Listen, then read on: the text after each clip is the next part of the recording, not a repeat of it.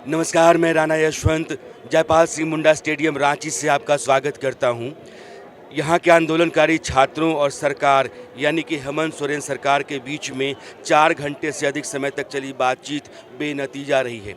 यानी कि दोनों पक्षों के बीच में सहमति नहीं बन पाई। इसका मतलब ये है कि 10 अगस्त 2026 यानी कल छात्र विधानसभा का घेराव करेंगे और यहाँ छात्रों की तादाद लगातार बढ़ती चली जा रही है। आप स्टेडियम को देखिएगा और अब आपके सामने यहाँ स्टेडियम की तस्वीर के अलावा झारखंड के अलग अलग इलाकों से आ रहे छात्रों की तस्वीर भी आपको मैं दिखा रहा हूँ। जितने गांव हैं, कोने हैं, अतरे हैं, कस्बा है, शहर है, वहाँ से बड़ी तादाद में ट्रेन के ज़रिए, बसों के ज़रिए, दूसरे वाहनों के ज़रिए, अपनी निजी गाड़ियों के माध्यम से सारे नौजवान छात्र इधर आ रहे हैं। यानी कि आज की रात हज़ारों हज़ार की तादाद में झारखंड से जो छात्र यहाँ पहुँचेंगे, यह पूरा स्टेडियम कल खचाखच भर जाएगा और यहाँ से फिर रवाना होंगे जो विधानसभा है पुरानी वहाँ, और उस विधानसभा से नई विधानसभा की तरफ का यह मार्च है और नई विधानसभा पहुँच करके विधानसभा को घेरने की तैयारी है। विधानसभा जो आज की तारीख में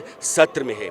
अब सवाल ये है कि सरकार और इन छात्रों के बीच में बातचीत क्यों नहीं बनी। पहले मैं आपको सुनवाना चाहता हूँ कि मीटिंग के बाद सरकार की तरफ से क्या कहा गया, उसके बाद सुनिएगा कि छात्र नेता क्या कह रहे हैं।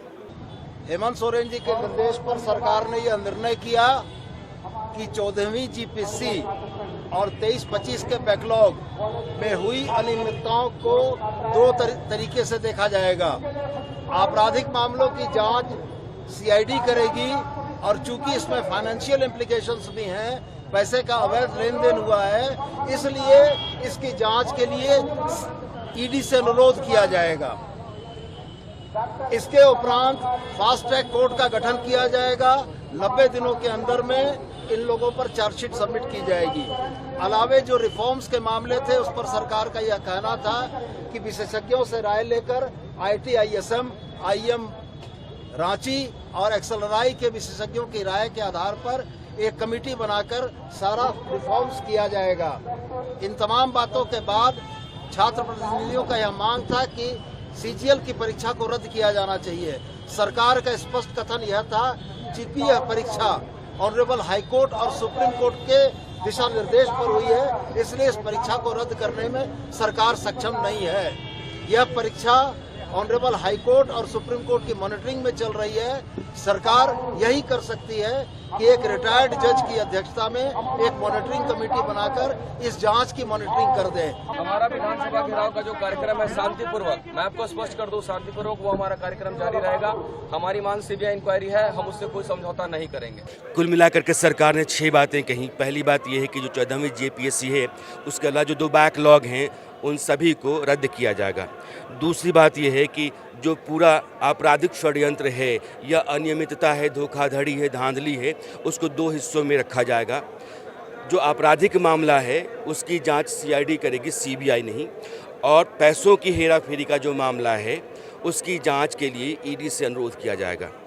तीसरी बात यह है कि फास्ट ट्रैक कोर्ट का गठन किया जाएगा और 90 दिनों के भीतर जो भी आरोपी हैं उनके खिलाफ चार्जशीट दाखिल की जाएगी। पांचवी बात यह है कि सीजीएल की जो परीक्षा है उस परीक्षा को रद्द नहीं किया जाएगा, क्योंकि वो हाई कोर्ट और सुप्रीम कोर्ट के आदेश और उनकी निगरानी में करवाई गई हैं। और आखिरी बात, भर्ती प्रक्रियाओं में जो सुधार की बात है उसके लिए अलग अलग स्पोर्ट्स की कमेटी बनाई जाएगी। वो कमेटी उस मामले को देखेगी। जब यहाँ का डेलीगेशन लौट करके जयपाल सिंह स्टेडियम में आया तो उनके नेता पीयूष से मैंने बात की। उन्होंने क्या कहा, अब आप ये सुनिए। सरकार से जो वार्ता हुई हमारी आज, कुछ बिंदुओं को लेकर के सहमति बनी और कुछ बिंदुओं पर असहमति बनी। हमारा जो मांग था टीडीपीएल के द्वारा कराए गए सारी परीक्षाओं को रद्द करवाने का, वहाँ पे सरकार सिर्फ जीपीएससी 14 पीटी, बैकलॉग 23 पीटी और बैकलॉग 25 पीटी पे राजी हुए। बाकी जो 11 to 13 सीडीपीओ, एफएसओ, इन सब बिंदुओं पर सरकार असहमत थी। उन्होंने कहा कि वो जांच करवाएंगे सीआईडी और ईडी की, जबकि हमारी मांग थी कि पहले इसको रद्द किया जाए, उसके बाद जांच किया जाए। दूसरा, अभय कुमार तिवारी जिन एग्जाम में बैठा, जिनमें संलिप्तता थी, खास करके जैसे सीजीएल, उसमें भी सरकार ईडी और सीआईडी की जांच पर तैयार हो रही थी, जबकि हम बिल्कुल स्पष्ट थे कि यह भारत का सबसे बड़ा एग्जाम घोटाला है, तो यह तो पहले रद्द होना चाहिए। तो मुख्यतः इन्हीं बिंदुओं पर असहमति थी। बाकी रिफॉर्म्स की जो मांग थी सरकार लगभग उस पर सहमत थी हमारे साथ। पर जो सबसे प्रमुख हमारा मांग था, सरकार उसी पे असहमत थी, तो वहीं से लेकर के थोड़ा सा असहमति हुई बात चीज़ों को लेकर के बात। तो अब आप लोगों ने क्या तय किया है? कल का जो हमारा प्रोग्राम है विधानसभा घेराव का, वो ऑन है। एक बार मेरे दर्शकों को फिर से बताइए कि ये दो जो बड़े मुद्दे हैं, इन दो मुद्दों पर हमारी असहमति है। ये मुद्दे ये हैं। टीडीपीएल के द्वारा कराई गई जो भी परीक्षा प्रतियोगिता है, खास करके JPSC 11 to 13, CDPO, FSO, APP backlog, APP regular, JET, इन सभी परीक्षाओं के रद्द की मांग थी हमारी, जबकि सरकार इसमें जांच की बात कर रही थी। दूसरा, अभय कुमार तिवारी की संलिप्तता वाली जो परीक्षा है, खास करके जैसे सीजीएल, पीजीटी इत्यादि, उसमें सीजीएल पर तो सरकार जांच के लिए तैयार थी। हमारा तो मांग था कि सबसे पहले इसको रद्द किया जाए, और बाकी जो परीक्षाएं हैं, खास करके पीजीटी, माध्यमिक आचार्य, इस पर तो सरकार जांच के लिए भी तैयार नहीं थी। जो आप लोगों को मंजूर नहीं है। जी बिल्कुल, कम से कम पहले तो सीजीएल रद्द होना चाहिए, उसके बाद जांच होनी चाहिए, बाकी परीक्षाओं की जांच होनी चाहिए। पर सरकार तो कुछ परीक्षाओं पर जांच के लिए भी तैयार नहीं थी। सीजीएल में कितनी सीटें थीं? लगभग 2000। 2000। धन्यवाद। इसका मतलब ये है कि अब विधानसभा का घेराव होगा, यानी कि छात्र कूच करेंगे, मार्च निकालेंगे, और इसके लिए सरकार और प्रशासन दोनों की तरफ से शहर के भीतर तैयारियां दिखने लगी हैं, और छात्रों का आना भी अब लगातार बढ़ने लगा है। तो मैंने जैसा पहले कहा कि सुबह तक यह पूरा का पूरा कैंपस स्टेडियम भर जाएगा, और सुबह तक शहर के भीतर भी प्रशासनिक बंदोबस्त बहुत मजबूत कर लिए जाएंगे। आज झारखंड में आदिवासी दिवस है, लेकिन आज भी झारखंड के अलग अलग हिस्सों से आदिवासी समाज के लोग आते रहे, छात्रों को अपना समर्थन जताते रहे, मन से अपनी बात कहते रहे। किसानों की भी कई टोलियां आईं और उन्होंने भी छात्रों के साथ अपना सहयोग समर्थन जताया। तो हम खुद भी डिसिप्लिन रहेंगे और अपने आस-पास के लोगों को भी डिसिप्लिन रखने का काम करेंगे।